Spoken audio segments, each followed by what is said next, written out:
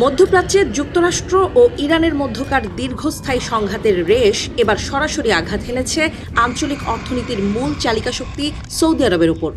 তেলের উৎপাদন ব্যাহত হওয়া এবং পারস্য উপসাগরীয় গুরুত্বপূর্ণ রপ্তানি পথগুলো হুমকির মুখে পড়ায় 2026 সালের দ্বিতীয় প্রান্তিকে সৌদি আরবের জিডিপি 4.8% কমেছে। করোনা মহামারীর পর এটি সৌদির অর্থনীতিতে সবচেয়ে বড় প্রান্তিক পতন। সৌদি আরবের সাধারণ পরিসংখ্যান কর্তৃপক্ষের প্রাথমিক তথ্য অনুযায়ী চলতি বছরের প্রথম 3 মাসে দেশটির অর্থনীতি 3% প্রবৃদ্ধি অর্জন করে। তবে দ্বিতীয় প্রান্তিকে এসে সেই ধারায় বড় পরিবর্তন ঘটে। মূলত তেল খাতে বড় ধসের কারণেই এই সংকট দেখা দিয়েছে। পরিসংখ্যান অনুযায়ী দ্বিতীয় প্রান্তিকে সৌদি আরবের তেল খাতে অর্থনৈতিক কার্যক্রম 24.7% কমেছে, অথচ এর আগের প্রান্তিকে এই খাতে প্রবৃদ্ধি ছিল 2.9%। দেশটির অর্থনীতির বড় অংশ এখনও জ্বালানি খাতের উপর নির্ভরশীল হওয়ায় তেলের উৎপাদন ও রপ্তানিতে বাধা সরাসরি অর্থনীতিতে প্রভাব ফেলেছে।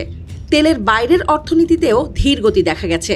নন অয়েল খাতে প্রবৃদ্ধি প্রথম প্রান্তিকের 2.9% থেকে কমে দ্বিতীয় প্রান্তিকে মাত্র 0.6% নেমে এসেছে।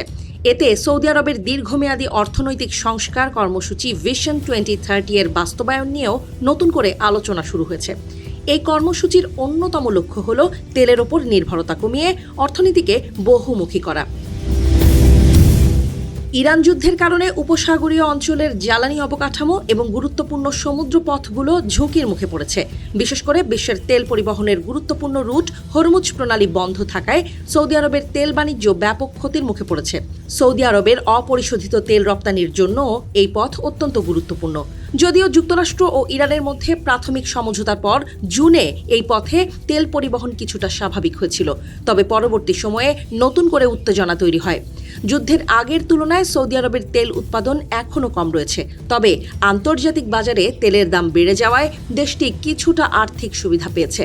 বৃহস্পতিবার অপরিশোধিত তেলের দাম ব্যারেল প্রতি $92.70 পৌঁছায়।